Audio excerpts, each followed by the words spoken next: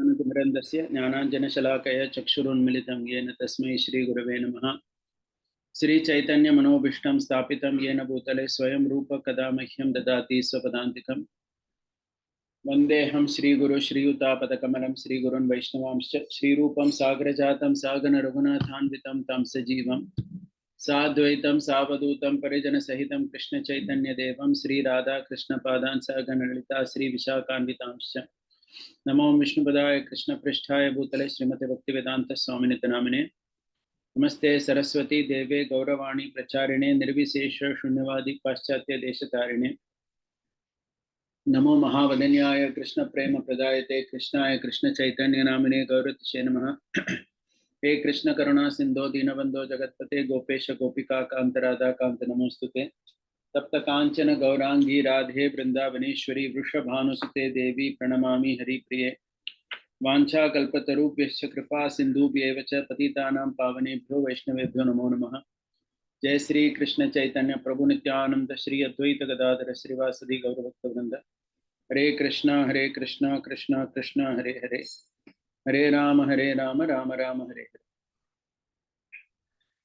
Hare Krishna. So before we just begin our discussion, I'll just read a verse from Gita. तद्विधि प्रणिपातेन परिप्रश्नेन सेवया उपदीक्षन्ति ते ज्ञानं ज्ञानिनस्तत्त्वदर्शिनः. Just try to learn the truth by approaching a spiritual master, inquire from him submissively, render service to him. The self-realized souls can impart knowledge unto you because they have seen the truth. So this is from Bhagavad Gita, chapter 4, text 34, that talks about Guru Tattva.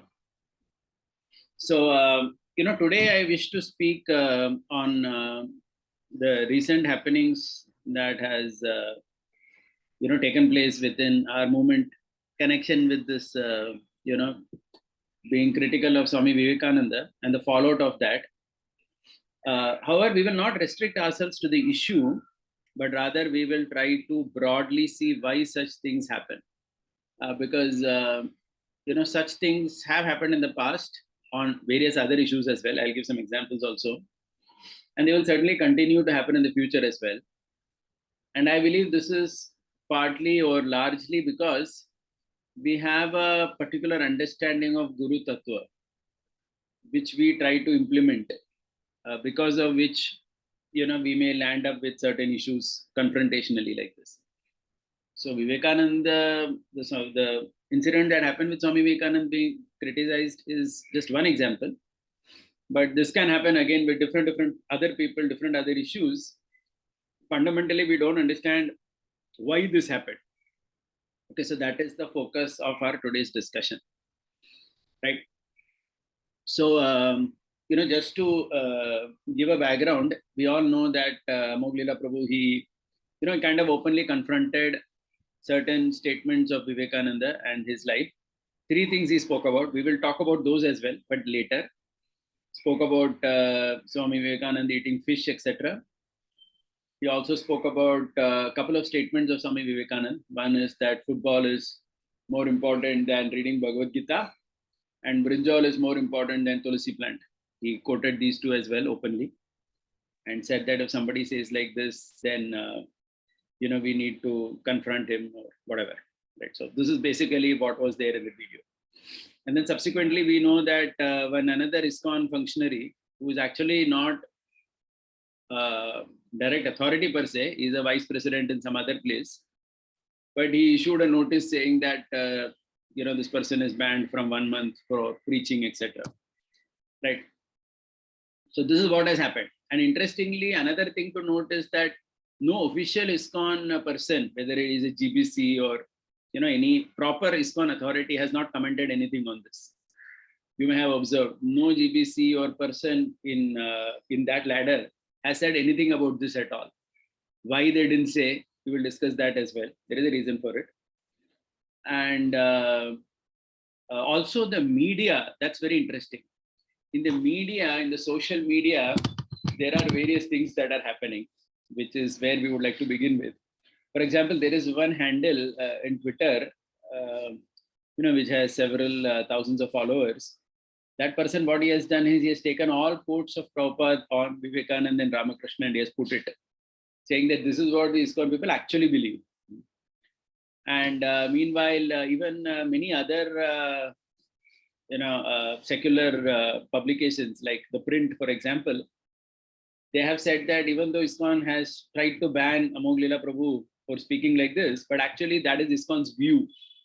And he has, in fact, the print has quoted Srila Prabhupada's conversation in 1971, where in some conversation Prabhupada talks about Vivekananda as a rascal, etc. So that is also quoted in the print magazine, online this thing. And there are also several people, if you see on, I saw several videos on YouTube also, where there are many of our devotees also who support him, saying that, Arey, Swami Prabhupada said more things strongly. Prabhupada said more strong things about Swami Vivekananda, right? So why are you banning him? He's just repeating parampara. In fact, there is one person who has put a video which is very viral and so many thousands of views again for that, where he has said that this way you people will ban Prabhupada also in future. So he has taken that stand. So it's very interesting because this particular issue has deeply polarized people, and there are devotees who have taken completely different stands in this. Some have, very few have supported the ban openly. Many have challenged it online as well. So this is where it is. This is where the issue is. But we will start from an abstract understanding and then come to the issue. So one major issue which is not directly related to this, but still it is very much important to understand is that Srila Prabhupada's all conversations have been recorded, right? So you may be knowing this, that all his conversations, private conversations, he's just coming out of the bathroom and he's just talking something casually to one of his disciples, or while he's traveling in a car, he's saying something to someone. Everything has been recorded. And all these conversations are not only recorded, they're published, they're available online. And nowadays with tools, you can actually find out what Prabhupada said on an issue.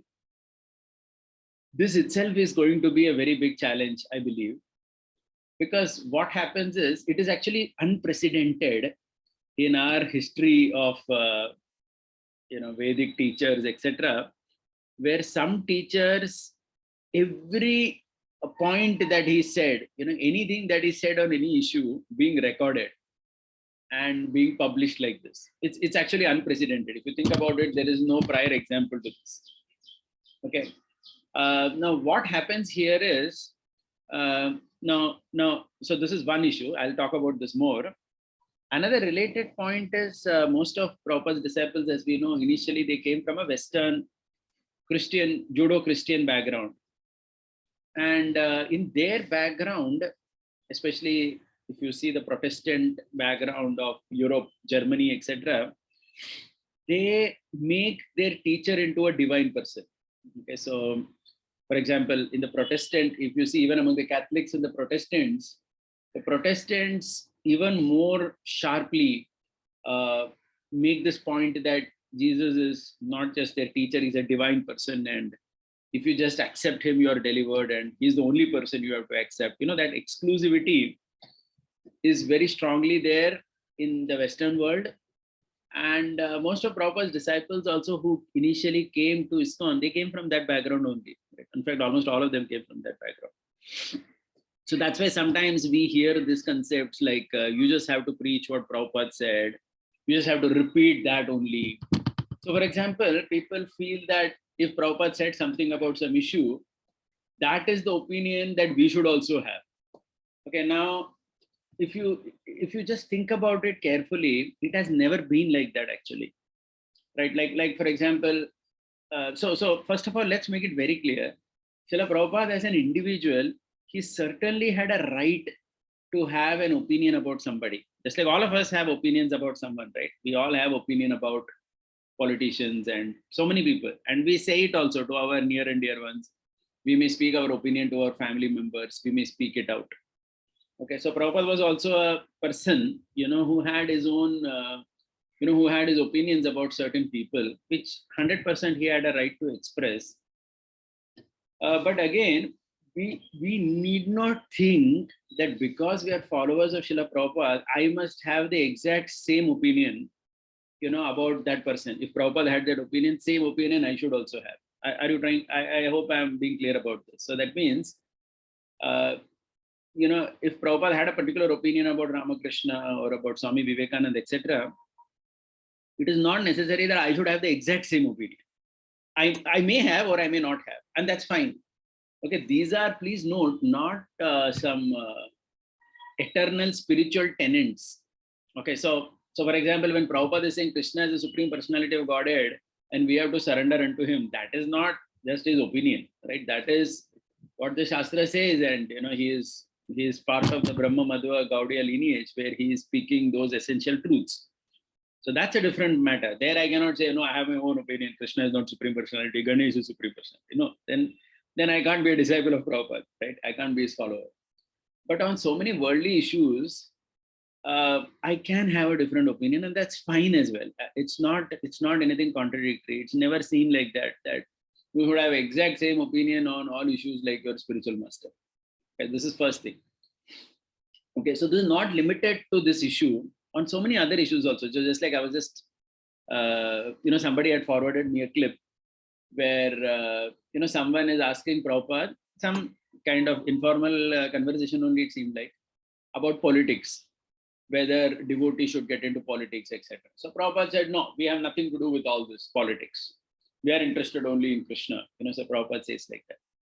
Now, does this mean that no devotee can ever enter politics or be interested in politics? No, it's not like that. That conversation maybe must have been in a particular context. Even Prabhupada had perhaps so many other opinions some other time. If you see Prabhupada in the 1920s, he was very much interested in politics. Even later he would ask. So the point is, on several issues like this, even on this Chandrayaan, etc., man landing on the moon or issues like these, it's not necessary that we should toe the same line. So this understanding or this wrong understanding which sometimes people have, that if Prabhupada had an opinion about a certain issue in the world in a particular fashion, I must have the same opinion. Only then I'm a correct follower. Otherwise, I'm not. Because if I've accepted him as a divine person, then everything that he has said, is like Vedavak. This kind of concept actually tends to be the beginning of many problems. Because once you have thought like that about your guru, then you will very strongly feel that everything he said is that is the understanding that everybody must have. And then we start pushing that understanding onto society. Now that's another bigger challenge. So first thing is, Prabhupada has a particular opinion about a person like Swami Vivekananda or something, moon landing, politics. He has an opinion. 100% he has a right to have an opinion. So everybody has an opinion in this world about, so many worldly matters like this. And he speaks his opinion. That is also perfect. All of us also speak our opinions. But the next steps can be problematic, where I think that I must also have the same opinion. Okay, that may not be that bad, because it's likely that I share the same opinion as Srila Prabhupada on some issue, which is fine. But then I have to take that opinion in the world and tell it loud to everybody in society that, hey, look, this is how it is, right? Nobody should go to Swami Vivekananda. He's a rascal for everybody in this world. Things like that. Nobody should go into politics. So I take that opinion and go, or Chandrayaan and all these things are useless because Prabhupada said you're just wasting time with the moon, etc. So on any of these issues, you take that opinion, go into society and bombard it and say that everyone must follow this only. This is actually a much bigger challenge, evil, whatever we want, we can say. Okay. So this is where I want to start. See, because please remember, the issue is not just limited to this. If we have an understanding of our guru itself in a particular fashion, then today this issue may be buried, but then later some other issue may come up, and it keeps coming like that. Okay. So now you have to also understand that. So this is the heart of the problem actually. How we look at Srila Prabhupada's statements on so many things, which he may have very casually mentioned in a morning walk, in a, when he was wearing his tilak, when he's boarding a car. He's a human being, right? And he has his emotions, he has his feelings, he has his, he looks at certain things in a particular way, and he expresses that, that is never an issue. But the first issue was to publish it. See, because again, see, that's the whole problem. Like going back to that example of the print magazine, they were smart enough to understand that the ban that was imposed by Radharaman Prabhu was actually a face saver. It was not an official standing of ISKCON. They understood that hypocrisy. Why did they understand? Because they had access to Prabhupada's conversations. And they had perhaps access to so many other conversations of what other ISKCON leaders have said. So many people have, openly, smashed whatever, their understanding of Swami Vivekananda, Ramakrishna, etc. Paramahamsa. So then, people are able to see through the hypocrisy, saying that, hey, look, these people just want to put a ban just to show that, they are united, or, they don't want to create problem. But actually in their heart, they have this opinion. So why has this happened? So certainly this has happened because, we have all thought as a society that we must all have the same opinion only. And I believe this is the reason why no ISKCON leader also, or a GBC or a official person has put out any statement on this. Because please try to understand, they cannot put a statement. It becomes like damned if you do, damned if you don't. Imagine if somebody among the GBC puts a statement that yes, he should be banned for 1 or 2 months. Then people within ISKCON only will jump against the GBC or some authority, saying that, hey, what? Prabhupada said that he's rascal, this, that. We should say double times that. Okay. And on the other hand, if they say that, yes, we support Amogh Lila Prabhu's statement, then that is also not going to go well. Okay, I had heard that in Bengal and other places where Ramakrishna Paramahamsa, Swami Vivekananda are very famous, the ruling party over there told ISKCON people, hey, why do you do this? Right? Why are you criticizing our people of such, great national importance and, who have contributed so much? So they can neither openly say that we support, nor they can say that we are against. Okay, that is, so I mean, sorry to give this example, but sometimes it becomes like, the jihadi guy, who is saying many things in the name of his Quran, etc. Even the sober Muslims cannot say anything against him because they will jump against those people as well, right? So people are forced to keep quiet. So sometimes what happens is that we create a particular, so this is the danger of a wrong understanding in large masses of people, because when many people start thinking like this within a society itself, right, that yes, he must be criticized, he must be strongly dealt because our guru dealt like that, that itself is a cause of a problem, because you're becoming very radical, right? You're taking your guru's personal opinions to society in such a strong manner, which is unprecedented. That's what I was saying, it's unprecedented. Vedic civilization, it is never heard like that. Because so this is maybe Abrahamic model, because in Abrahamic world they do see their guru like that, as a figure who is unquestioned, as everything done by that figure perfect, as whatever that figure said, that only should be everybody's opinion. He's the only saving grace for all in the world.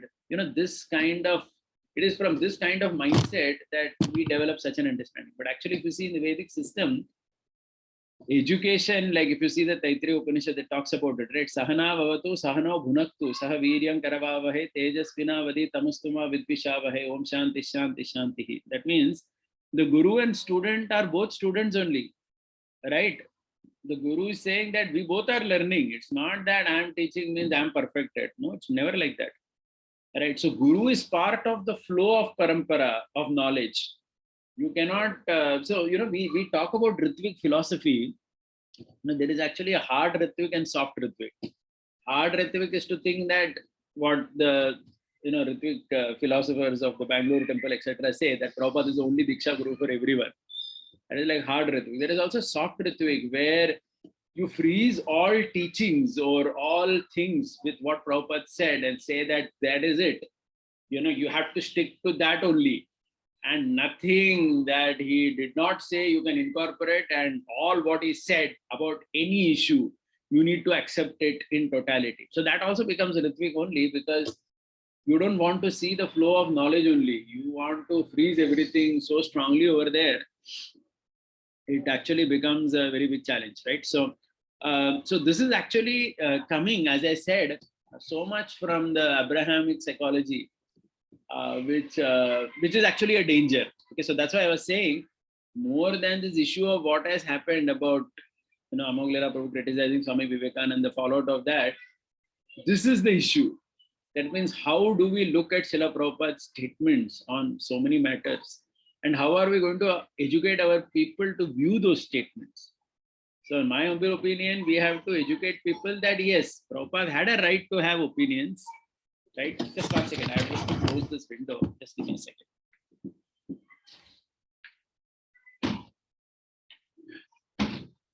Yeah. So as I was saying, yeah, so Prabhupada had a perfect right to have his opinion on issues. And we as disciples also may like to know what he thought or etc. But we could have a slight difference in that. We could have our way of looking at it, and there is no offense in that. And even if we had the same opinion, let's say we believe that Chandrayaan is useless or whatever, we believe like that because Prabhupada made some statements in a particular context, or politics is useless, or such and such Swami is a rascal and all that. Certainly, we have no right to bring it to society like that. That's actually violence. That is big time violence, right? So one cannot do that at all.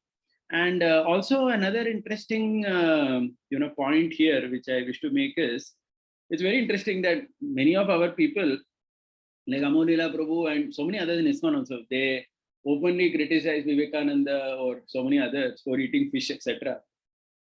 But they will never criticize Jesus or Muhammad for that matter.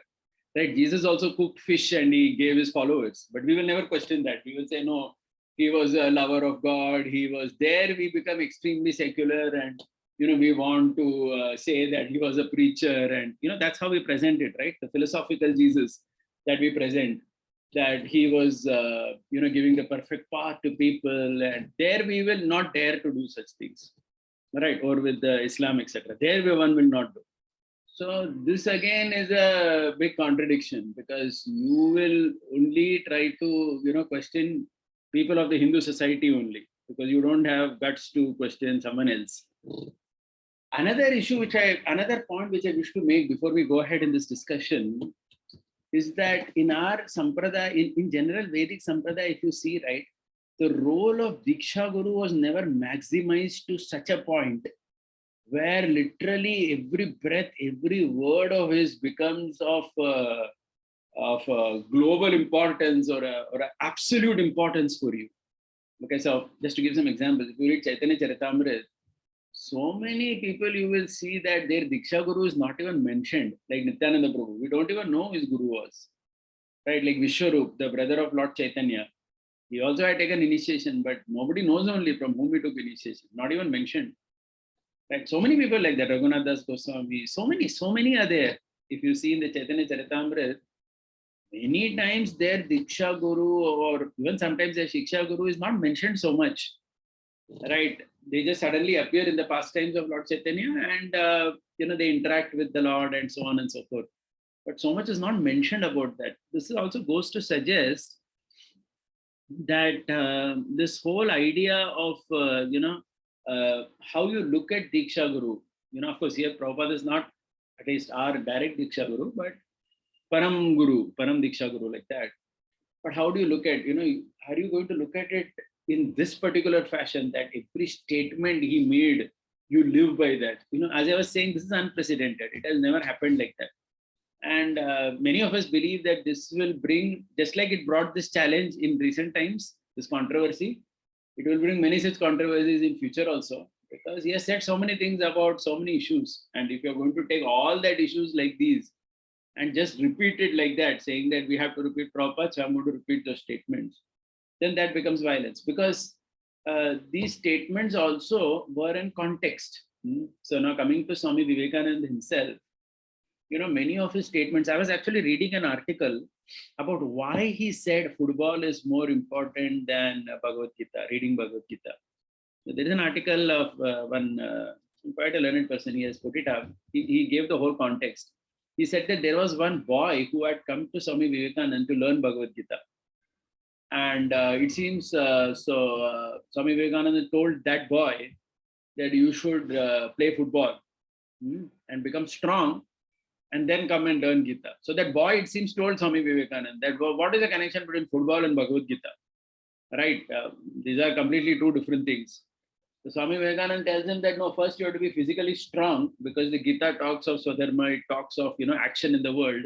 You must be strong and healthy, and then I will teach you Bhagavad Gita. And the story, it seems, is that he taught Bhagavad Gita to that person also later. Okay. So what we understand is that many times many statements are made by people also in some context, right? And you can't take the statement out of that context and smash it with our own understanding, which unfortunately we do. And this actually unnecessarily disturbs people's faith in such personalities as well, right? Now, even if you see the other statements about Swami Vivekananda that he made, like brinjal is more important than tulasi, etc., or the eating of fish in general also, if you see, Bengal had too much poverty. If you see Bengal, it had too much poverty during British times. Even now, when we travel in Bengal to Mayapur and all, we see the kind of poverty that exists, right? So for most people in Bengal, if you see carefully,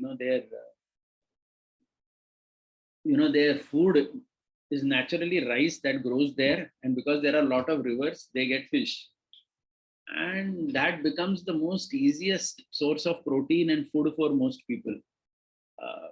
It actually, so many times, lifestyle in certain places is dictated by the geography, by economic situation, by so many things, right? So that's why this whole theme of, again, vegetarianism also, we don't have to push it so hard on everyone. Okay, so please try to understand, because if you see India also, different places have this regional flavor, right? Like if you see Brahmins, most Brahmins in India are vegetarian, but in Bengal, Goa, and Kashmir, the Brahmins also, they eat meat, right? And many times this is because of the local climate or local situation, local economics, or whatever, right? Of course, it's noble, certainly, if somebody could give up all this and become vegetarian, they will certainly become evolved.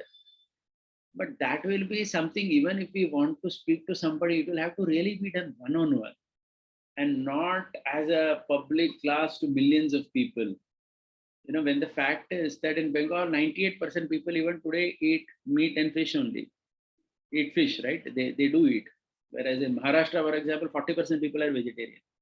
So these regional differences exist, and we have to be sensitive to that also. Otherwise, if you push it too strongly, then that also, I mean, in a very global kind of way, it has its, in an absolute manner, that has its own, it can boomerang in its own way. So one devotee was telling that how in Vrindavan Das Thakur's Chaitanya Bhagavat, why he makes this point that the Pandas in Orissa, the Brahmins in Orissa, they eat fish, and one should not criticize them for that. All of you, maybe knowing this, right? Vrindavan Das Thakur makes this point in Chaitanya Bhagavat. He says that they get the punya of eating some Vedic sacrifice or something, he says. So the understanding is that this was always there. Even during Vrindavan Das Thakur's time, the Brahmins in these places were actually eating fish, right? And Mahaprabhu and his followers also did not get too much into it, correct? They did not try to set that right or think that, no, all these people must stop and all that. No, it's never like that. Okay. So this is one thing about food. Now, interestingly, I'll just read one passage. Please, you have to hear this passage. It's a very interesting passage. It is from autobiography of one of our acharyas. You have to tell me who this is, so just to understand. I ate a lot of fish in Chapra, but it was not very good. Therefore, I ate more goat meat. After the prolonged eating of food of this kind, combined with red chilies and mustard seed pickle, I developed a bleeding ulcer. The first attack occurred on a full moon day. Gradually, I got pains every new moon and every full moon day. It took 5 to 7 days from the day of the pain started for it to go away. So much suffering. When the pain started, I automatically suffered from vomiting and diarrhea for 10 to 17 hours. At first, I went to a doctor and a close friend, Manohar Babu, gave me medical treatment. Thereafter, I tried Muslim natural medicine. Finally, Mahindra Mama brought some Ayurvedic herbs from a jungle and a local Vaidya made a little medicine. Okay, so anybody on chat can say who it was. Yeah, Prahlad Prabhu said it right. Okay, so this was Bhaktivinoda Thakur who has written this in his own biography. Swalikita Jivani, he wrote to his son. Okay, so some biographers say that in the age of 40, Bhaktivinoda Thakur, because that was the background. Everybody would eat goat meat and fish, etc. So he was also eating like that. And it was only after the age of 40 or something, somebody was saying that he gave up that completely, and that was the time when he had more association of devotees, and he decided to change a lot of his lifestyle. Okay, now if you see Swami Vivekananda, he died at 39, right? He was already gone by that time. Before, so point is, these things are also sometimes to be seen as a journey of life, where people grow in a particular background. There is a particular environment they grow in. They're used to a particular type of food, and so that's why they have those choices. So even if we have to say that to someone, we can debate that. Maybe one-on-one, one can talk to people and even see whether they can actually give it up. As I was saying earlier, there will be many people for whom buying dal, etc., would be extremely expensive. I mean, I'm talking about people in Bengal. Most of them, they will have some pond where they will be getting some fish. They will have some paddy where they will get rice. That's the cheapest food option they have, actually. Many times, if you think that you can stop their fish, they may not even have options, actually, right? So sometimes practicing a particular type of spirituality is also a luxury for some people, because we need to have certain type of resources, right? Where we can eat badam, we can eat protein and dal and so on and so forth, because you can afford all that. We have such a background, so that's possible. So the point is to openly, criticize that wouldn't actually help, because then the people who are in that, they can get very demotivated, and that's exactly what happens, right? And if you look at even other issues, like I was reading about this also, why he made that statement, because I'm always interested in this. Any statement, like we say now in Krishna also in Bhagavad Gita, when he makes many statements, we have to look at it in a context. Like Sarvadharman Parityaja, we have discussed so many times, right? We have to look at it in the context. In which context is Krishna speaking that? Is it to be taken very literally that actually you have to give up everything? Correct? Krishna is not expecting that. So why did he say that? So similarly, you have to see context of statements. So I was also trying to read up on why he made that statement about eggplant, that brinjal is more important than tulsi. It seems that he made the statement in the context of Bengal's poverty, that they have to give a lot of importance to growing of vegetables, etc., for their nutrition. And so it was in some such context he made such a statement, right? So the point is, okay, whatever it may be, another important thing we need to understand is that people like these, right? People like Vivekananda, etc., Swami Vivekananda, etc., they are not, traditional Sampradayik Vedantist, like Shankaracharya's followers are there. They are Sampradayik Vedantic followers. Swami Vivekananda is not that. He's a Neo-Vedantist. Neo-Vedantist means, please try to understand, it's a modern, okay, 1 second, sir. Someone is asking me to close this curtain.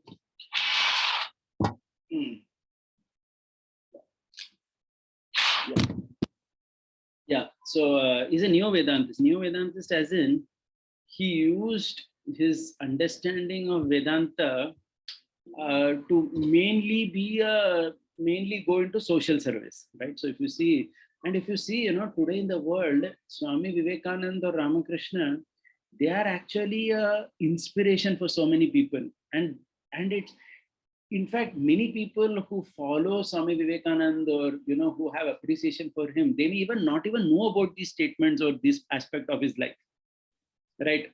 They don't even care about it. Okay, for them, he's a phenomena. He's just an inspiration. He has gone, his fame itself has become an inspiration. It is beyond things like what he ate or what he said about specific things. I hope you're able to understand that point, right? So if you see a lot of RSS workers, they're so much inspired by Vivekananda, right? I had one person who had come to our college recently to speak about Swami Vivekananda. He spoke about his 1897 address in Chicago. He spoke about his meeting of scientists like Tesla and some others, and how he inspired them in their science and so on.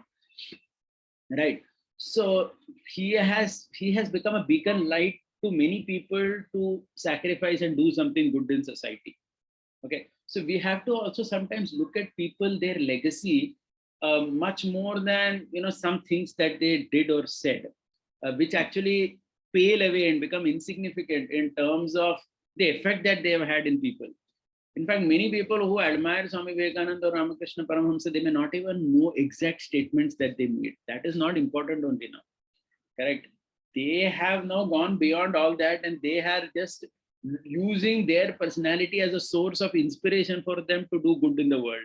So why stop that, right? So sometimes when we take these statements out, which were said 100 years before in some context, unnecessarily we confuse people, who have a faith in these people and who are trying to do something good.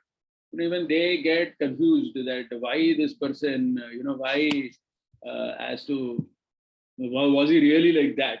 Correct. So this doesn't do any good to people. And another important thing we need to understand is in their mission. If you see, I was reading about this.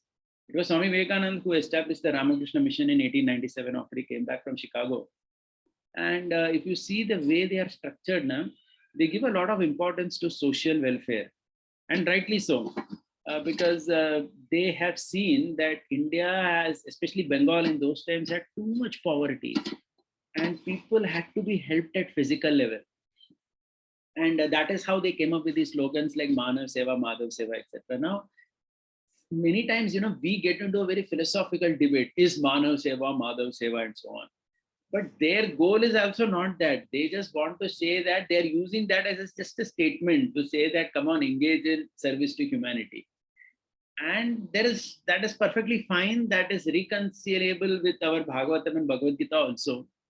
Because we see, whether it is the Pandavas, whether it is Krishna himself, they did engage in altruistic activities, right? It's not that they did not care. And by the way, even when Prabhupada says that in society we should take care of old people, women, brahmanas, cows, etc., children, what do you mean? Take care means what? Take care on physical level only, right? You don't, so our reference point to help people is at physical level only.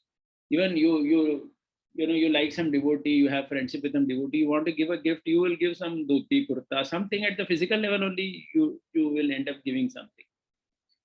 So it is with that understanding that they had this, right? Manav Seva, Madhav Seva. So many times we unnecessarily get into a philosophical debate with all these. They are not even, they are not even actually saying literally that you are not supposed to serve Madhava. That's not what they are wanting to say, right? If you see Swami Vivekananda, he quoted Nadanam Najanam Nasundarim. Even today, I heard that in Ramakrishna Mission, and the way these people function, it's much different than the way we as an organized system in ISKCON do. So, for example, I've heard that in Ramakrishna Mission, if you go to Calcutta, they recommend reading Chaitanya Charitamrita because that is the text which people read in those local areas. So they recommend people strongly that you should read Chaitanya Charitamrita. If you see in South India and Mailapur in Chennai, they have a Ramakrishna Mission. By and large, everybody is vegetarian there because most people who come there are South Indian Brahmins who are anyway vegetarian, and nobody is changing their habits because of all these things, right? So the thing is, they may not get into this vegetarian, non-vegetarian so much, or even how to worship, etc. Okay, so there are people in their local areas, the way they worship, these people encourage that. Okay, because they say that all paths, even that yatomat tatopat. If you see yatomat tatopat, sometimes we overly criticize that. But again, we have to also understand that Bhagavad Gita is not that exclusive also, right? Bhagavad Gita, of course, talks about Sharanagati to Krishna. But Krishna also speaks, right? In 9th chapter, he says, Ekatvena Pratatvena Bahuda Vishwatomukha. He's basically saying that you can approach me as Ekatvena, Pratatvena, or Bahuda Vishwatomukha. He's giving options. Okay, Gita itself is a book of options. So sometimes what happens is, as devotees of Krishna, as Vaishnavas, we have certainly in our own life this understanding that we must surrender to Krishna, we must take Sharana of Krishna, etc., which is perfect. But then to blast people like that openly on all these points, Yatomat, Tatopat, etc., without understanding the context in which they are saying, and without even understanding that our scriptures also in some way don't completely contradict these kind of statements, we actually end up, doing violence. So actually the right path to move forward is to educate ourselves and our people also to be, to be more integrated with society, right? So if you see carefully in, throughout, if you see the history of India in the last 3,000-4,000 years, there were Jains, there were Buddhists, there were Shaktas, there were Shankaras, right? Ganapatyas, all these people, Vaishnavas, everybody existed, and so many things they accepted and they lived cordially. Okay. Too much exclusivity sometimes makes one feel that I have to convert everybody, which actually is again coming too much from this Abrahamic outlook that if you see anybody, then you have to necessarily convert them. So it seems there was a talk or there was some conversation where there was the Swami Sarvapriyananda, he is one head of Ramakrishna mission. He was talking to some devotees on some issue. They were having an exchange. At that time, it seems some of our ISKCON, one devotee was also there who had gone with the intention of, converting him or pulling him to ISKCON like that. So many times people that becomes too obvious, and many times it's not even needed like that, right? Because we have to also understand that there will be all kinds of people in this world till end of creation. Advaita is going to exist forever. There will be people who are Shaktas. There will be people like that. Okay, the culture of debate is there in our scripture, but that is done one-to-one. Personally, it is done. It is never done like this on internet where millions of people are seeing a debate. And no, it's not, because then that's going to confuse too many people, right? And it can be done one-to-one where you can talk about issues very respectfully without any name calling. Okay, so this is where again, statements like Vivekananda's rascal, etc., which Prabhupada said in a very, very informal setting, etc., if we make it formal, and we have made it formal, right? That is why all these magazines are also quoting, like the print I said earlier. It is actually extremely counterproductive. It does no good neither to Swami Vivekananda nor to Srila Prabhupada and their legacies, right? So, yeah, so these are some thoughts I had on this particular issue. I'll just see if I have covered everything, and then maybe we will, take some questions. So I'll just summarize what I said in a couple of minutes and then summarize. I started by saying that this issue which has happened about Amogh Lila Prabhu criticizing Swami Vivekananda and subsequently Radharaman Prabhu imposing that 1-month ban, we have to, there are many things that have happened as a result of that. One thing I said is that magazines like print, etc., have said that no, you people are actually not sorry because your founder had that opinion only. And there are devotees also who have released so many videos on the internet saying that, hey, look, Prabhupada said even stronger things. Are you going to ban Prabhupada also? And ISKCON GBC has been completely silent about it because they understand that if they take either position, it's going to be difficult. So why has all this happened? Or why I feel that such things perhaps could keep happening again in the future? I said the reason is how we look at our Guru. Okay, so I started by saying that Diksha Guru role traditionally in Vedic Sampradaya was never such a absolutistic approach. I mean, so absolute that anything he said on any issue, you must have the same opinion on it, right? In fact, so this has been overemphasized in our system, perhaps because of the Christian background of most of Prabhupada's disciples initially, who thought that everything about what he said or spoke is divine, perfect, and that is how we should also have opinion. Okay, so if he had an opinion X, Y, Z is a rascal, I must repeat the same thing. Otherwise, I'm not his disciple. So this type of understanding itself is an issue because it's not meant to be like that. On worldly issues, you could have your own opinion, you could have your own way of looking at things, and there is no offense on that, right? It's not anything like that at all. So we need to understand the role of our Guru, how we look at it, because if we don't change that, I said nothing is going to change. Something like this will keep happening again and again. Okay, that's one thing I said. And then I think I also spoke about how many things were said or did by these people in context. I spoke about the meat eating in general. I spoke about the football thing. I spoke about the brinjal, that particular point as well. Yatomat tatopat. All these things had a context, and in that context, they make some sense. But you remove the context, you just take a statement and you blast it in public. Especially when people like Swami Vivekananda, Ramakrishna have become like icon for people. They have transcended their statements also. But we dig up all these statements and ensure that people lose faith in them also and do no good to anybody.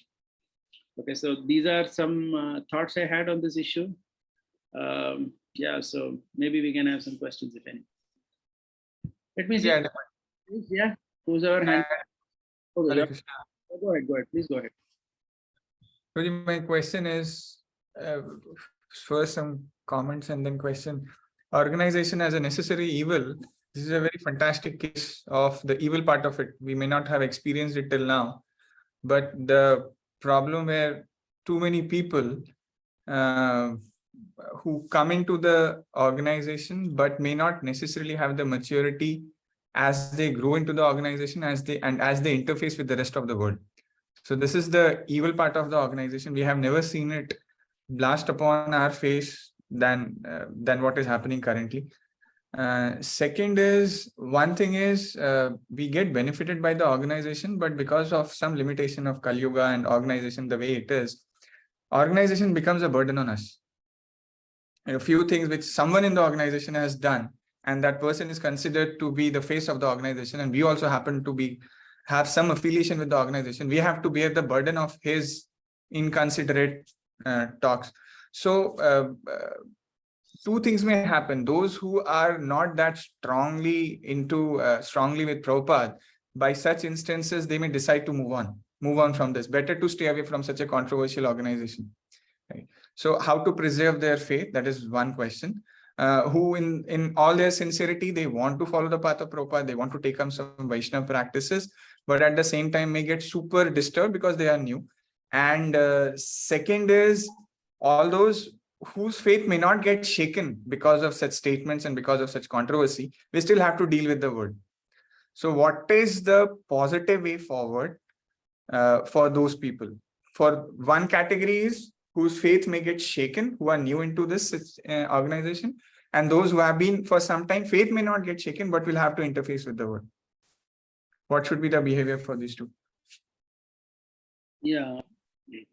Okay, so one thing is, see, this internet era which is there now, one thing it has done is nothing has become private.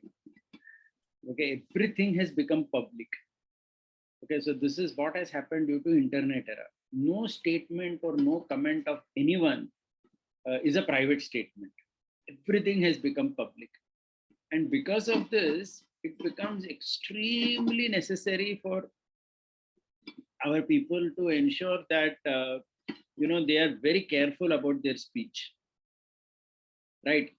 Please try to understand, this was never like that any time before. Now, so you remember I was quoting in our group also one example, that morning walk of Prabhupada. I was reading about this actually. There was one article by some American scholar. He goes on to say how ISKCON, Prabhupada and all of us are racist. He gives that example about Prabhupada in a morning walk, and Prabhupada is just having a morning walk. Someone is coming in, a black person is driving a car, and Prabhupada is saying, here is a black man driving a big car and thinking himself very big. Okay, now this was, see, what happens is now we all have some private life where we may just say something. Imagine if all our statements get recorded and published into the world of 7 billion people. How can you live actually? Just imagine, even as a human being, all of us, we may say something about our parents to our wife. It's normal, right? Sometimes we say to our wife some statements about our parents. Imagine if that gets recorded and our parents hear that this is what you said about them to their wife. I mean, it will break all relations only. And sometimes we may say about our wife or about children also to someone else, maybe, as a friend or, somebody, we may just say that, hey, pagal ho gaye, whatever, we may have a very casual remark at times. If everything is going to get recorded and you say that this is the opinion, it's actually, I think that that is the first thing actually. That's why I started with that. This whole conversations which are recorded now, it is extremely dangerous because you can, and nowadays with all this artificial intelligence tool, you can take out any statement also very easily. Just one search on Vedabase can give you statement, Prabhupada's opinion on women. So many things will come. You can take some statement like that. So first thing is, private public space. So of course, there is already all this mistake that has happened. So once Govind Prabhu was telling us that Radhanath Maharaj, he had told in 1990 itself, it seems. Now, I really appreciated Maharaj for that when I heard this. But Maharaj said in 1990, it seems only that this conversation should not have been printed only. I thought that it was a very mature approach to think about in that era when there was no internet. 1990, there was no internet in India. Even at that time, he felt that why do we have to print this? Because these are all so many private statements are there, which is very common, which every human being speaks. As you come out of the bathroom, as you're just walking somewhere to the parking, you may just say something and someone records it and writes it down in a book. Okay, so this is the first thing, which we need to understand moving forward, that in public space, one has to be in any space, because every space is public space. We have to be very, very careful. And if preachers do like this, unfortunately, as you rightly say, everybody is going to get affected. Everybody is going to get affected. This is the first thing. But more importantly, I feel like even new people, now we have to give them the right type of education about how to see Guru. That is what I was hitting at in the beginning. Okay. Because we give such a thing about Guru, that anything he said, anything, the way he was breathing, everything you must have that opinion only. I remember, one devotee, I will not take names. This devotee was having too much health problem. Okay, so I was just talking to him and I was saying that, maybe, you can do some, so we were just discussing what all options he has to recover, etc. He said that I will only take some oil massage in the morning or something. So why? Because Prabhupada took that. Prabhupada took massage, so I will also take massage. And that is the only thing I will do. I will not do yoga or something. Because he was like, Prabhupada didn't do that, so I'll not do that. So sometimes, looking at your guru like this, that any issue which my guru felt, my guru said, my guru did, exactly I must do that only. Only then I'm true follower. This understanding itself is a problem, I think. Because of which only all this comes. So for example, today most ISKCON people, they actually feel that Vivekananda has to be criticized because Prabhupada is criticized. They are not understanding that you can have your own opinion also a little bit. You can also see what Vivekananda, Ramakrishna mission, they have saved so many people from going to Christianity and Islam. Kitna kaam kiya, how much social work they have done, right? So we can have our own appreciation of them as well. It is not that, and also we have to remember one thing. See, Saraswati Thakur was the first person who criticized him. There is a reason for it also. Saraswati Thakur was a distant cousin of Vivekananda. You know that. They were Kayastha, Bengali. He was some second or third cousin. Some devotee had showed that ancestry. So they were all connected actually. They all belong to the same family only. This Datta. His name was Narendranath Datta, Swami Vivekananda. Yeah. Kedarnath Datta, Narendranath Datta, they belong to one same family only. Some second or third cousin it is. Okay. So, see, so they criticizing is again one different thing only. It was like family members, almost family members. And also you have to understand so many things which ISKCON and Gaudiya Math has taken from Ramakrishna mission only. The whole concept of governing body is from Ramakrishna mission. Do you know that? Because that is what Swami Vivekananda started in 1897. When he started Ramakrishna mission, he made a governing body, and that is what Prabhupada was talking. Bhaktisiddhanta Saraswati was saying, we should have governing body. And same thing Prabhupada also spoke about. This whole concept of saffron robed sannyasi, saffron dress, same saffron. The structure, there is a conversation of Prabhupada where he tells Giriraj Maharaj that go and learn from Ramakrishna mission about their ashram and how they maintain. We have to implement that here. We don't quote all that, correct? So because they started that very formal structure, because see, their goal was different. Their goal was not pure devotional service. Their goal was to reach out to society. See, they were very clear that to reach out to society, you must take sannyas. Because if you're self-absorbed in marriage and family and all, how much social service you can do? So their understanding was to reach out to society, we have to become a monk. And that is how today also their people take to monkhood, right? They take saffron sannyas And every sannyasi there, they do some social service. They are working for society like that. They do that. And they have their own sadhana also. It's not that, see, again, sometimes we take a very extreme position saying that they are doing Manav Seva means they don't do any Madhav Seva at all. No, it's not like that. They all have their own sadhana also, but that is all different for each other. Like, as in, they leave it to the individual, those things. So I think that our new people should have the right type of education, and our older people should have the also right type of education about what to talk about, how to be appreciative, how to look at your own guru statements, etc. Correct. Yeah, thank you. Prabhuji, one more question continuing with that. It so happens that Amogh Lila Prabhu, unfortunately, it became a case that he said something. I'm absolutely sure he's not the only one at that level of influence and reach who harbors such feelings about other saintly people in the world, right? So yeah, everybody has that, but because he's a very big guy, he became. I'm saying similar people with similar influence and reach could also have similar views, may not have aired it, we don't know. But then what could the organization do to undo or not undo the damage, or create a I don't know what training kind of a thing so that such leaders. The organization, what they have decided is not to say anything official. That's what not about this incident. This is just one incident. Going ahead, it's just a time bomb. एक फट गया है, बाकी बहुत सारे हैं.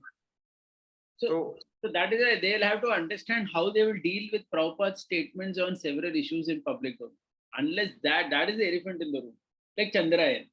I remember when the Chandrayaan 1 also happened, many devotees were quoting Prabhupada's statement. It's a waste of money to go to the moon, to send things to the moon and all that. Like politics. Remember, I think you only sent me that, right?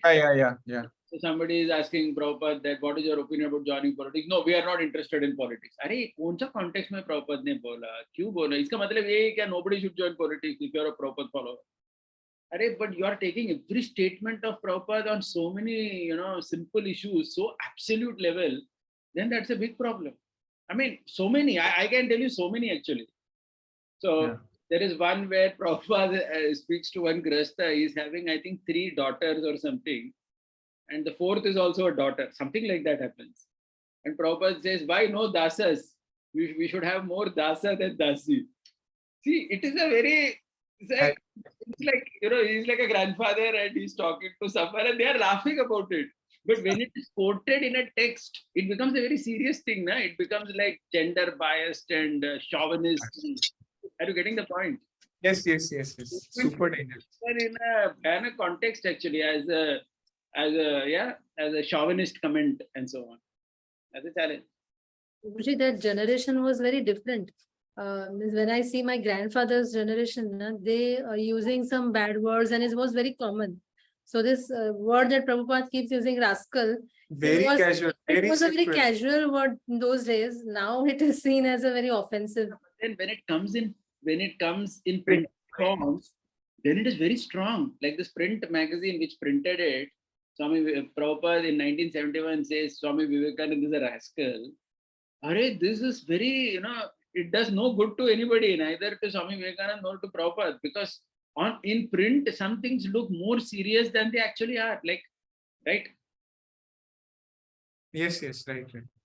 So the right type of education needs to be there. Otherwise, such things will keep happening, and leadership will be forced to take the similar stance that they have taken now. Don't say anything about it. Because if you say anything, you're going to be damned. It's damned if you do, damned if you don't. So no, externally चुप हो जाओ, internally एकदम बहुत action में आ जाना चाहिए सबको अभी तो. Facing inwards should do a lot. Because it's very difficult. What will they do externally? I mean, because see, that's what now you have trained your people, and that's why I gave the example of Muslims. It seemed a very extreme example. But no, that's right. Yeah. In a particular way, now even the moderate fellows cannot say too much. Because the radical guys will, jump on them. Are you getting the point? Yeah. Yes, Vaibhavanand Prabhu, please go ahead. Thank you, Prabhuji. It's a very nice discussion. My only concern is that why such things are not discussed in Bhagavatam class. Why even in, Sorry, it's not a topic for Bhagavatam class, honestly. because No, we can discuss, all matters of the world in Bhagavatam class. Even we can, give these examples of Vivekananda in Bhagavatam class. At that point of time, we don't, consider all these, the set of rules that this has to be in Bhagavatam, that should not be in Bhagavatam.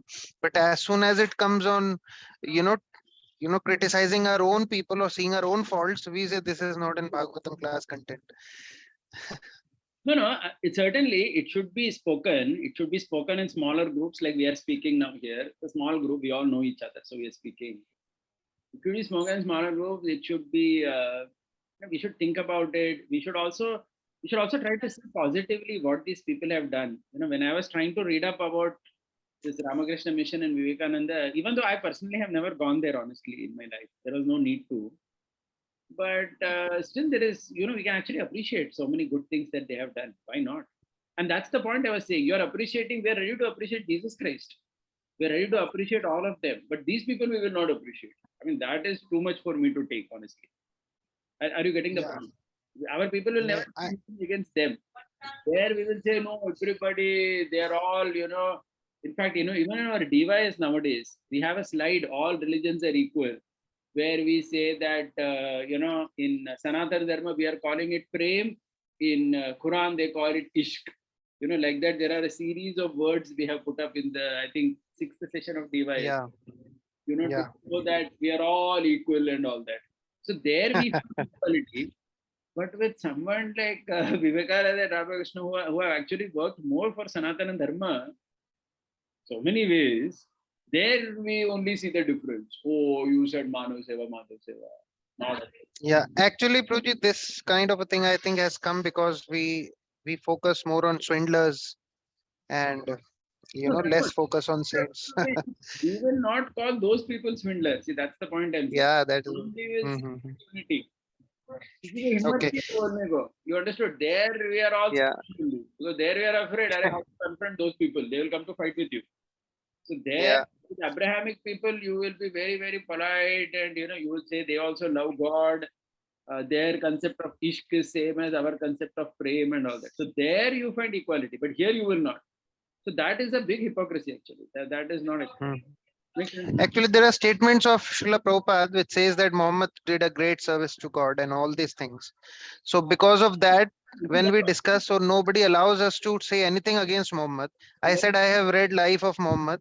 So, some devotees say, how can you go against Srila Prabhupada just because he said Muhammad is great man? Whatever you know is useless. No, see, you have to understand there is a strategy there. See, please try to understand. Prabhupada preached in the Western world. And the leaders of Western religions were Jesus Christ, Prophet Muhammad, etc. There is something called philosophical Muhammad or philosophical Jesus. See, there are three things. There is historical Jesus. I've said this point before. Historical Jesus, philosophical Jesus, political Jesus. Political Jesus is the Jesus used for political means. Same with Prophet Muhammad also, using them as a political tool to expand the empire, etc. Then there is historical, what they actually did. That's a different thing totally.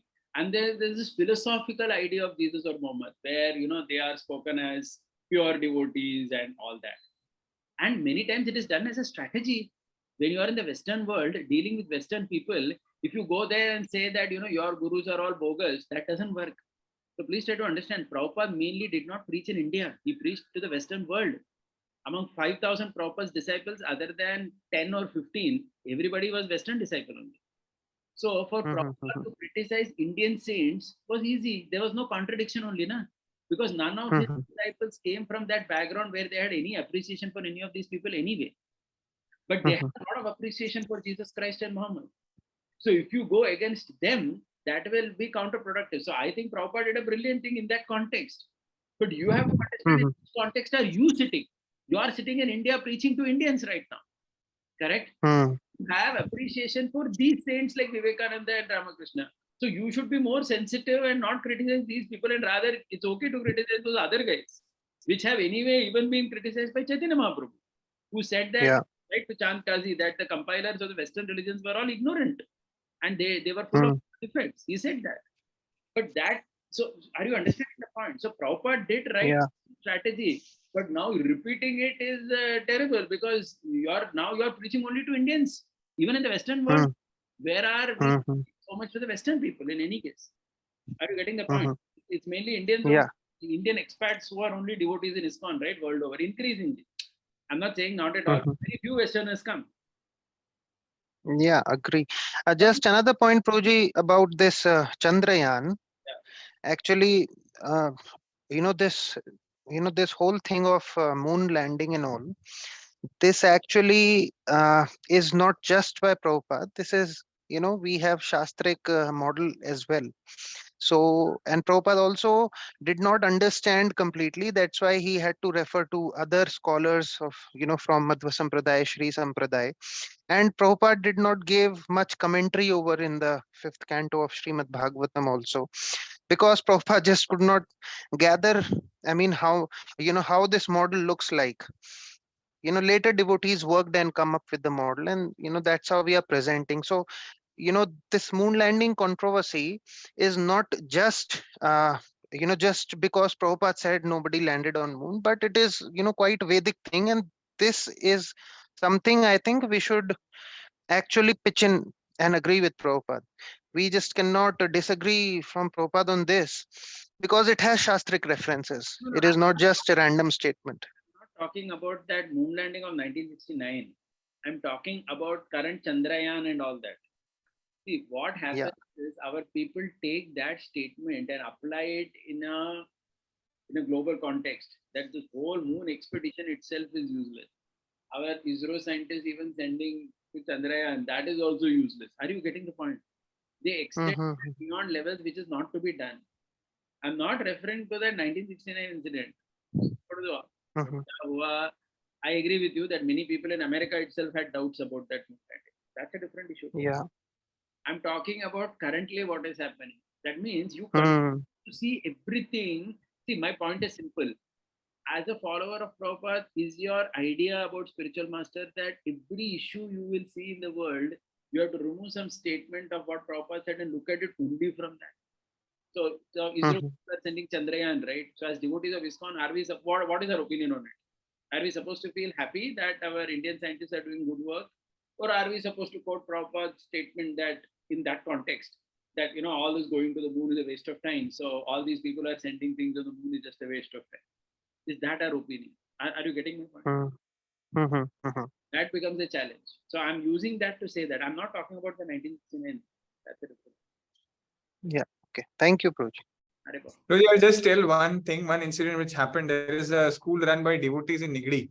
Yeah. On the day of the launch, around 2:30 or 2:40, after that, the whole school split into two, congregation split into two. One said, we will not even let the children watch the event on live on television. We will not talk about it because Prabhupada said we can never go to moon. How can we see something? Exactly. This is the point. Completely split vertically in between without understanding the. I Yes. mean, we should be intelligent enough to understand what exactly is happening, right? The moon landing is not just about the planet. There are so many scientific things which the people will benefit out of and which will come into our daily use. We never know how moon landing is impacting the Zoom meeting that we are having. We don't know. So many things are happening. We are absolutely against that. But it's a big business which is coming for the country, a lot of scientific advancements which are happening. We are part of using all that technology. But that one thing, I mean, we should be very contextual. It may be the right thing, but it may not be the correct thing to do. There is a difference between truth and being correct. So contextually, it means to celebrate, be a part of it, because we are benefiting from that. The whole world around us is benefiting without that. Just keep aside that moon actual graha for some time. Just celebrate this. Yeah, Right. that is accepted, Proj. But point is that One we have Shastric second. understanding, Exactly, not that's what I just. said. Keep that moon graha aside for some time. Yeah. So many other things involved in it. You don't know whether this Zoom meeting has happened because of Chandrayaan 1 and Chandrayaan 2. We never know what all technological problems were cracked because of that launch. If you understand, there are many videos which will show that the moon landing is kind of a technology demonstrator, and there's a space, is a big industry which India wants to capitalize on. Indian government wants to earn a lot of revenue out of it, which will be used eventually. Now, you can say it's a fake moon or a hoax moon or whatever it is, never went. But so many benefits are accruing. In the modern day and age, the way we are interacting and interfacing with the world, technological advances are impacting that. No, we are not saying, Prabhuji, we are not denying this, but actually science, because science denies the Vedic version, that is the problem. We are not denying what they are doing, but actually the scientists deny the Vedic version, and that is the, How you know, does that is why we, no, then what's the problem? What is the urgency or the strong urge to say the truth without being correct in the in the environment that we are operating in? What benefit will that do? Sorry, Prabhuji. point is there are a lot of other benefits. For example, we have this, whole cycle, moon cycle, and, Jantar Mantar in Jaipur. So we already have lot of good things to present with the people. But if somebody tries to, deny that, and we have a working model for that, that becomes a problem. We have no problem with ISRO. ISRO, whatever is doing is very good. So, Vaibhavanand Prabhu, please try to understand one thing. See, what do you mean by saying that scientists are denying Vedic version? They have nothing to deny or prove. Yeah, they never got into this. They are not interested in that. No, Prabhuji, just like saying that sun is not rotating or sun is not going around us, that's a big denial. We cannot deny it. Baba, they are not saying that. Please read properly. If you, I have read one very famous astronomer's book, he says that heliocentric or geocentric, it is just a point of reference. You can use either model and explain everything. Do you know this is also said by modern astronomers? Ours, Prabhuji, that is not the, majority opinion. Still, the majority opinion is in the books, and, class 10th, everybody's taught class 10 how the solar system works, and we are at this, we are not at the center. So anyways, I'm just saying that these scientists actually poke their nose in Shastra, and they try to say that sorry. How do they do that? we poke our nose, I will tell Yeah. you. We simply poke our nose in what they are doing and saying you should not do this and that. I would say the other way. First of all, let's understand one thing. And this one thing I learned good in the Ramanuja Gita commentary that I was studying. Ramanuja makes this point, very interesting point. Please pay attention. Three things he says exist in the universe: Achit, Chit, and Ishvara. Achit means matter, Chit means Atma, Ishvara is the Supreme Lord. And he says among Pratyaksha, Anumana, Shabda, anything Achit, you have to apply Pratyaksha by default. Anything which is Chit, to understand Atma, you understand Anuman Praman. How I am the Atma, you understand by Anuman. And when you want to understand Ishvara, then Shabda Praman comes. Okay, so this jnana of wanting to understand world, Prakriti, through Pratyaksha Praman is accepted by our acharyas in general. Yes. We should not go too strongly against Pratyaksha Praman. We'll make a joke of ourselves. No, Prabhuji, we accept it. We don't deny it, but actually they say that it is, pseudoscience. That is a problem. We accept whatever advancement science is making. Yeah. We will say it is pseudoscience because we should not see. We have to also understand that models in the Bhagavatam about universe and all. You have to read Sadaput Prabhu's books. Please remember, his opinion has not been accepted so much in ISKCON also. Because most people in ISKCON tend to look at fifth canto and these descriptions very literally. Sadaput Prabhu never saw it like that. He saw it figuratively also. So many true. See, we are not even sure whether what our Puranas talk, whether it's a very literal model, whether like that only you have to understand things. Are you understanding? Their focus is not, Bhagavatam's focus is not teaching you cosmology. It is you how to love Krishna. So you focus on that part. Don't get caught up too much with this. So many times what we do, we become like Abrahamic people saying that ye jo likha hai na, ye hi sach hai. Correct. What those people also did, the Abrahamic fellows, they said that, in their religion it says God made man from the dust of the earth 6,000 years ago. Hey, come on, what 6,000 years ago, man? You do fossil testing of bones and all, you get million years old. So we should be mature in presenting. We should not take things so literally and fight like that.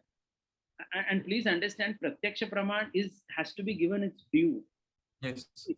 Are you understanding? No, we are not. Yes. I agree on that. That, generally in life, Pratyaksha and Anuman is how the life works. That is true. Pratyaksha. With matter, it's all Pratyaksha. You want to make money, it's about Pratyaksha Praman. It is not Anuman or Shabda. For understanding Atma, Anumana. For understanding Paramatma, Shabda Praman. Because that you cannot understand by Pratyaksha. Correct. Yeah. Prabhuji, even in our device itself, starting itself, we ridicule Pratyaksha and Anumana to such an extent that people feel that for anything and everything, Shabda Praman only. See, that is where the problem comes. Then we continue the same thing with our Guru also. That whatever Guru said Shabda about any issue, that only is the correct opinion. Because Shabda Praman is the highest. अरे प्रत्यक्ष देखो ना बाबा, देखो रामकृष्ण और विवेकानंद ने कुछ काम भी किया है, ऐसा नहीं, they are not simply glorified like that. Yeah, that is, we agree on that. It's a wrong worldview we develop by too much emphasizing on Shabda for everything. ऐसा नहीं होता. A couple of devotees were asking me this question about Chandrayaan. The devotee from whom I got to know about Nigdi asked me, one devotee in our congregation NVCC asked me that question. I directed almost everyone towards that lecture of Chaitanya Charan Prabhu, which he gave at NVCC. Difference between Bhagavatam cosmology and we used another name, I forgot. I think Jyotish cosmology or something. Yeah, Surya Siddhanta. That as a Surya Siddhanta, yeah. There it is heliocentric only. Yeah, go ahead. Yeah. So I'm directing everyone towards that, and also quoting a couple of sentences which he said. One was that the Aryabhatta himself claimed that Bhagavad cosmology is very difficult for him to comprehend, and then to make up things on top of it, it will be very difficult for everyone else. So he went by the other one, I mean Surya Siddhanta, and both of them simultaneously exist. Not the problem. The beauty is this universe is such a complex thing. It can have multiple views, multiple perspectives, depending from where you are, who your audience is, when you're trying to explain who your audience is, who you are, and with what perspective, what that conversation is going, you can have multiple views of it. None of them are, none of them can be put down or at a higher pedestal. Everything depends on your perspective. And what you rightly said, right? The Chit, Achit, and Ishwar. See, this Western Abrahamic, and unfortunately, we have a lot of ISKCON's early days in that Abrahamic society. We tend to find it very difficult that multiple things could be at the same level. We always tend to put a gradient to it. Just like the Britishers who came, misunderstood Jati and Varna and put caste. They need some order, hierarchy. Otherwise, they just cannot digest. Similarly, so many things. And these three things, they are at the same level, but for different purposes. So all of them can coexist. Use the right tool for the right purpose. Right? Criticizing a shovel for a needle doesn't make any point. Perfect. Yeah, just a point, Proji, that even today the Navy, Indian Navy, also uses the movement of the sun and the movement of the moon for their directions. So there is some correlation with this Pratyaksha also, that all the calculations of the Indian Navy, they do with the Earth as the center. Of course, they do it on paper. They cannot move the Earth, so they do it with the sun moving. But they do have a point in there. Yeah. Okay, fine. Thank you. Uddhav, Thank you. you have a question?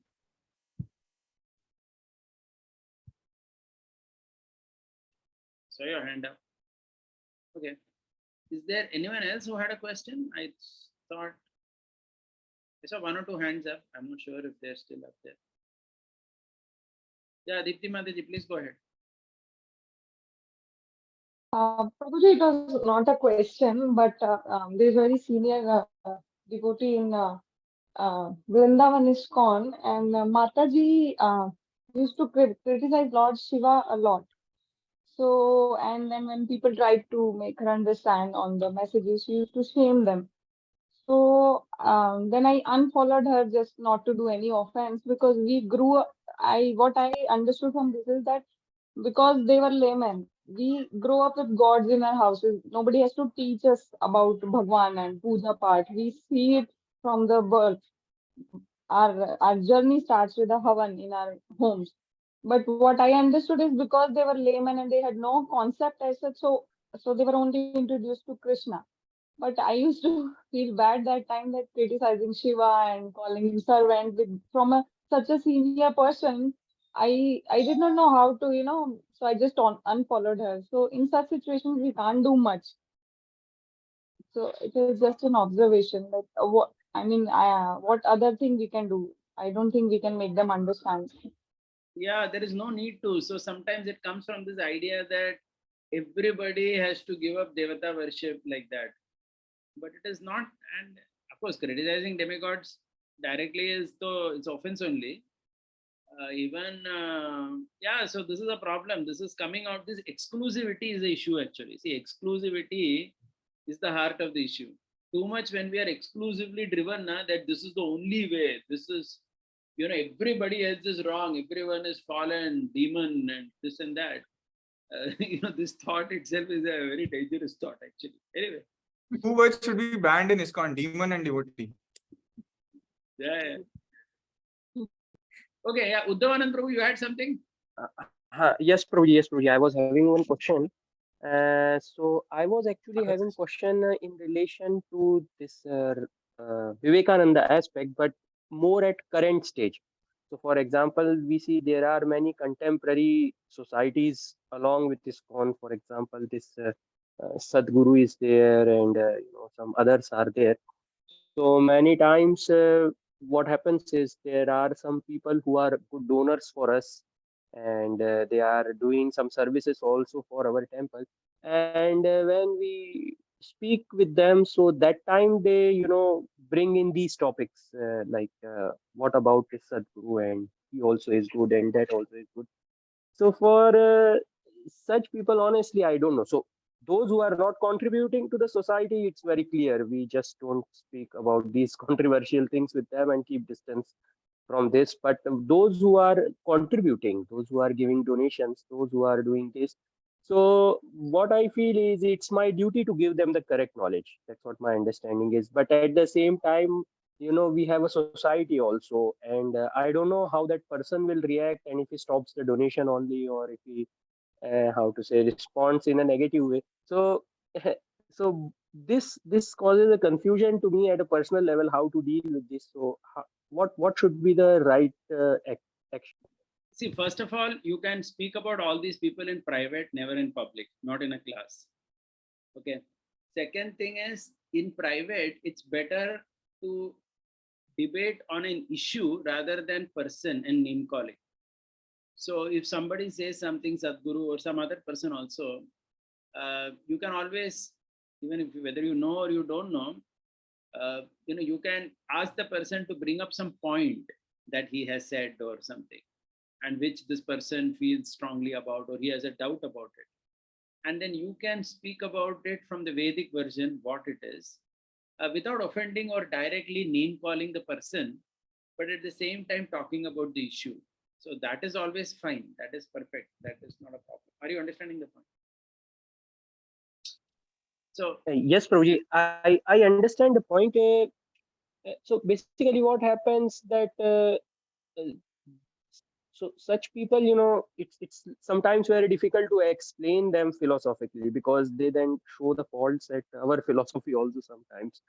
So what I speak sometimes, generally what I have seen is speak sometimes from legal perspective also, how these other societies, they are already having some legal issues and this and that. So I keep distance from them. So is it right to say such things? Or for example, I will give an example of this Sadguru, let's say, because what I have heard is, his wife left the body mysteriously, and they say that she achieved some samadhi and this and that. But some people have put allegations that he has murdered her and all these things. I would say better don't get into the personal life of people. It's very dangerous. It's not. Okay. It's not needed. Better don't get into the personal life of people. That's where we cross the boundary. We should not do that. Okay. Better we talk about the issue. That means if they have philosophy, then talk about it at that level. Personally, going to attacking somebody now, it's always counterproductive. Okay. That's my advice in general. That's never done.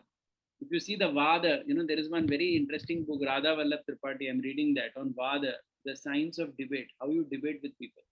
It is never name calling. You cannot call anybody anything or attack the person. It is talking on the issue. That's all. You just talk on the issue and leave it there. And very respectfully. Okay. Yeah. You can cite our Vedic references, whatever you have understood from Bhagavatam, Bhagavad Gita, or whichever book you have read. But that is a better way. Make sense? Yeah. This I agree, but then how to help such a person to get out of this bad association? Because we have to take him out somehow or other. Otherwise, we are taking services from him, money from him, and we are not justifying from our end, giving him the right thing. You give the knowledge to him. You give a mature knowledge to him. And over a period of time, if he evolves to the level that he wants to follow Prabhupada's teachings, he wants to chant Hare Krishna, he will come here. Then he will himself understand everything. See, everything need not be told so directly to people. Some things they can figure out also themselves. You can focus on giving positive knowledge, na? That you can always do, no? Why are you thinking? So why should we smash people on their personal life like that? Just give the positive knowledge. That is enough. Okay. Very good. Okay, last question. I Thank think you, Prabhuji. Nita Mataji has something to ask. Go ahead, please. Hare Krishna Prabhuji Dandat Pranam. Sorry Prabhuji, I couldn't attend the class because of the Bhakti Shastri, but I have a question related to this. When we go to Vrindavan, like from this issue which has been kind of, flared up so heavily. So you say that we have to respect everyone, right? So like when we go to Vrindavan, like there's so many sampradayas. So I mean, people, they ask you to come to this, come to that. So what should be our kind of, stand? We should only follow ISKCON and not go somewhere else, because many ISKCON people also like go to many places, and sometimes they invite us also. So how should we, understand that what does respect means, and whether we should go and hear and take darshan of those saints or just follow ISKCON? That is my question. Understood. I got it. Yeah. See, that depends on. See, now, I mean, I'll give my own example. Because I'm Tamil speaking and I'm connected. I hear so many, even not now itself from so long. I hear so many Tamil speakers, especially of the Sri Sampradaya, because of my regional connect. In fact, I would say that I was hearing them even before I came to ISKCON. Okay, because I was born in a Tamil locality in Bombay, where many of these people would come to give classes on Rama and Mahabharata. So that's where my parents would take me in my childhood. So that connect is there always, and that will always be there. So even if I go to Vrindavan, I'll go to Ranji Mandir, or I have some people whom I connect with. So I would say that if you have, and even if you see Radhanath Swami himself, he has connection with Ramesh Baba, and like he goes to meet them. He has his own circle. I think relationship is at one level. It is also very personal. That means based on our own upbringing, our own background, we would have connection to some people, some sadhus or some sects or some sampradayas, which may even be out of ISKCON. But we should have the correct maturity and knowledge to understand what to take from them and what not to, right? So even if we go there, I would put it like that.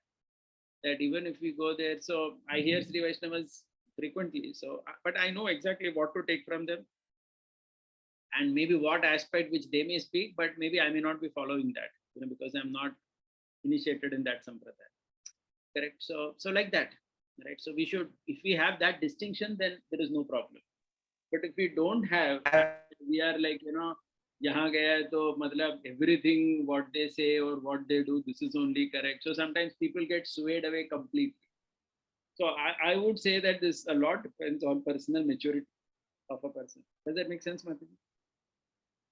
Prabhuji, but yeah, I understand that it depends upon the personal maturity. But how do I know that I'm mature enough or not? I mean, I've seen people, so many people, very senior Brahmin initiated people, they like left ISKCON and they got into those Babajis and all. So how do I know? Like I know, or anybody knows that. So is it necessary to take the risk or just follow? I mean, No, it's not necessary. It's not. See, as a system, one need not do that very. I mean, externally, but at the same time, I don't personally. I don't find any challenge. I mean, I can hear anyone and understand what to take from them. Okay, so anybody it may be, right? We can hear that person and understand, okay, we will take these things from them. I mean, we hear political speeches, we hear so many news, so many things we hear, right, in our life. But we exactly know what to take and what to filter out. So I think at one level, one should have some confidence in oneself also as to, how mature one is personally.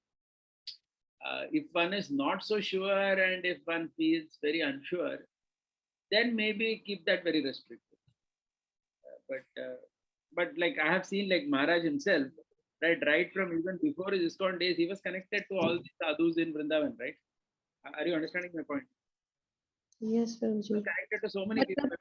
That didn't disturb his faith in Prabhupada, and just because of his faith in Prabhupada, he did not stop meeting them also. That's a but great. Prabhuji, it was before he met Prabhupada. I mean, he met all those people, but Yeah, he continued that relation after he continued. surrendering to Prabhupada. Yeah. He must have met so many people after Prabhupada left also, right? Because that era is already gone, but their descendants or whatever. But my point is that, like, I'm speaking of myself, that I don't even completely, know what Prabhupada has to offer. Like, I mean, my journey is not that long, so why do I need to kind of, Fair enough. If you're not comfortable, don't do it. As simple as that. But so is it an offense that if we say no to other people? not an offense or anything. No, that's not an offense. Why it should be an offense? So many people are there. Are we supposed to hear everyone? No, that's not an offense. Mhm. Criticize is an offense, but to say that I will not hear somebody's class is not an offense. I mean, we may not even hear everybody in ISKCON their classes. Is that an offense? Yeah. And what about, like, should I associate with those people like who are friends? They were from ISKCON, but now they have left ISKCON and they're following someone else. So should we continue to associate with them, or? Yeah, I got it. I'm looking at it much more broadly, Mataji. I mean, I have friends in my society, I have friends in my office, I have friends in my relatives who I'm very close with. They may not be any sampradaya also, but I think sometimes these personal relations can even be beyond an institutional boundaries, right? So I don't see any personal problem with it. Personally, I don't see any challenge in it at all. As long as we are clear about our own life. See, that's the point. Yeah, Prabhuji, we are clear, but they say Maya is very strong, and they say Maya is more stronger in Dham than any other place.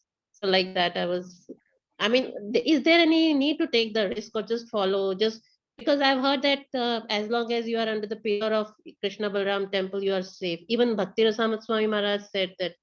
I mean, not to me personally, but I just heard his general that there are two things in Vrindavan. Either there is devotion or there is deviation. So, But remember one thing, it is not even that in an organization everyone is perfect like that. See, I don't want to take that stance also. Are you getting my point? Even within XYZ temple, whether it is ISKCON or any other temple, they can have their own challenges of people who are deviating in their own way. Correct. So it's not that everyone is perfect like that. So somehow I'm not so keen on defining things so strongly like that. But yeah, if you're not comfortable, then don't go ahead. That's okay. It's a personal choice. but it's not about being perfect or not. I mean, of course, it's there that every institution, every temple has those kind of people. But why do we have to follow the bad example? We can follow the good example also, no? Like people who are not deviating. Yeah, sure. But then those good examples exist everywhere. That is also what I'm Okay. Okay. Thank you, Prabhuji. Hare Krishna. saying. I think we Prabhuji, Prabhuji, one follow-up question. Smith Mehta sir. Prabhuji, in Shishnashtam and Mahaprabhu is saying, Amanina Manadena. So this Dvesh and Alochna, right? This is like whatever that comparison and all, and Krishna is talking widely in 18th chapter, not to consider self's path as the only path, right? So, like how, like I see that Dvesh and Alochana, like whenever we are doing the comparison, then obviously every time it comes, and then Amanina Manadena is the first thing which goes away. So where does it start, like this discrimination, like where like of course, like in my own experiences, wherever anybody is talking about Buddhism and all, I just kind of go away from that place because I don't want to openly criticize them as well, right? So and maybe if somebody is doing Vaishnava Prad, so then we go away from that place. But then we have seen on another side acharyas very strongly talking about it, and point you mentioned one more point, that we never name anybody while doing this. So on a level of a practicing devotee, uh, do we even have to do this? Like, yes, like, alochana or doing this kind of a comparison, given that one, like my own level is not that great.